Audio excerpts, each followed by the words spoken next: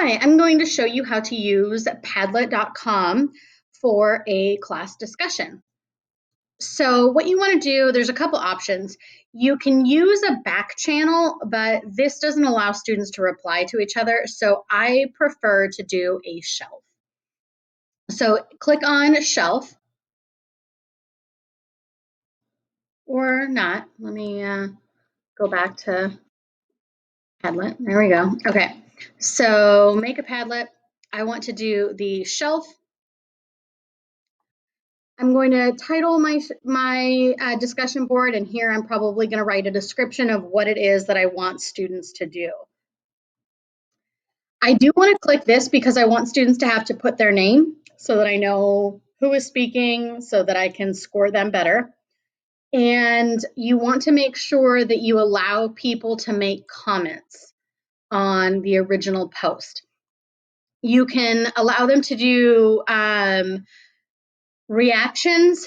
The grading part is allowing you and students to give numeric scores to posts. I might not do this because, I wouldn't want students doing that to each other, to grade each other's posts, unless you were doing like some peer scoring here. Or you could use this so that you could score, but then you would just have to tell the students not to play with any of that. You can try the filter, to filter profanity out. You can require approval before things are posted, but that would be kind of time consuming. So just leave that open. Click next. And you want to make sure if you go here in the share, you want to make sure that visitors can write and not just view it, because if not, then your students won't be able to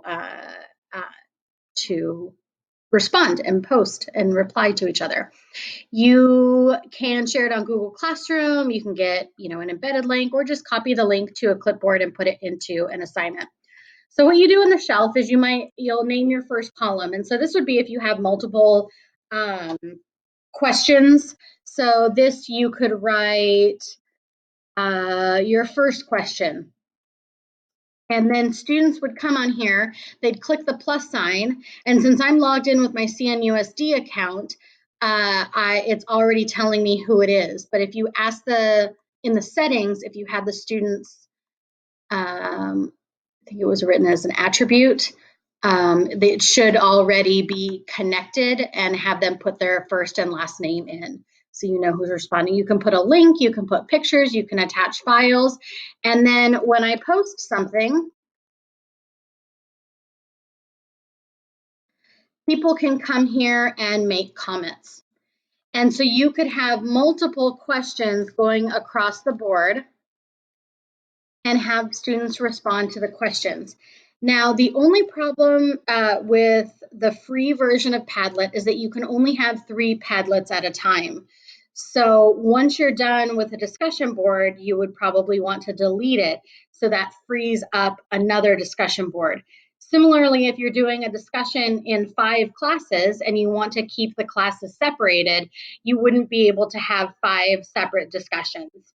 That's just, you would have to purchase an upgraded version of Padlet. But there's a ton of things that you can do here. You could also use your personal Gmail and your school email, and then that would give you a total of 6 Padlets that you could have up at one time.